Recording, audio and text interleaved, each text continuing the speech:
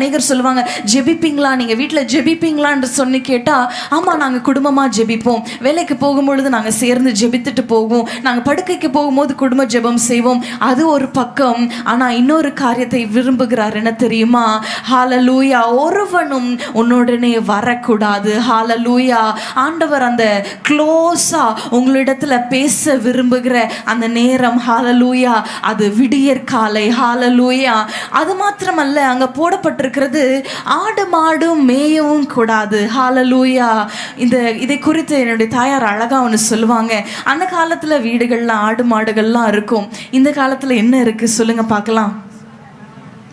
நாய் பூனையா?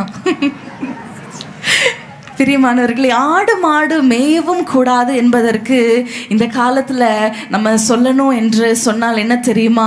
நம்முடைய ஃபோன்ஸ், நம்முடைய வாட்ஸ்அப், ஹல்லேலூயா, நோட்டிஃபிகேஷன் டிங்னு வந்த உடனே புத்தகத்தை வைத்து விட்டு, பைபிளை வைத்து விட்டு, ஜெபத்தை நிறுத்திட்டு என்னன்னு பார்த்துடலாம், யாருன்னு பார்த்துடலாம். ஹல்லேலூயா, வாட்ஸ்அப் மேயக்கூடாது. ஹல்லேலூயா.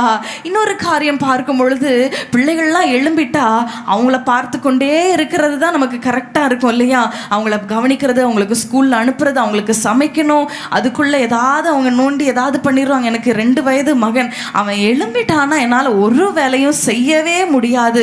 ஒரு நிமிஷம் நான் கிச்சனுக்கு போனால் அங்கே ஏதாவது ஒரு சத்தம் டமால் டுமீல்னு கேட்கும். அதனால பிள்ளைகள் எழும்புவதற்கு முன்பாக, ஹல்லேலூயா, பிள்ளைகள் எழும்புவதற்கு முன்பாக, ஆடு மாடு மேய்வதற்கு முன்பாக என்பதற்கு இந்த காலத்தில் பிள்ளைகள் எல்லாம் எழும்புவதற்கு முன்பாக, நம்முடைய சமையல் காரியங்கள் எல்லாம் துவங்குவதற்கு முன்பாக, சில பேர் சமைச்சிட்டே ஜெபம் பண்ணுவேன் அப்படின்னு சொல்லுவாங்க. அது நல்லது. ஆனால் ஆண்டவர் என்ன எதிர்பார்க்கிறார் தெரியுமா? அவர் சமூகத்தில் வந்து நில். ஹல்லேலூயா, ஹல்லேலூயா.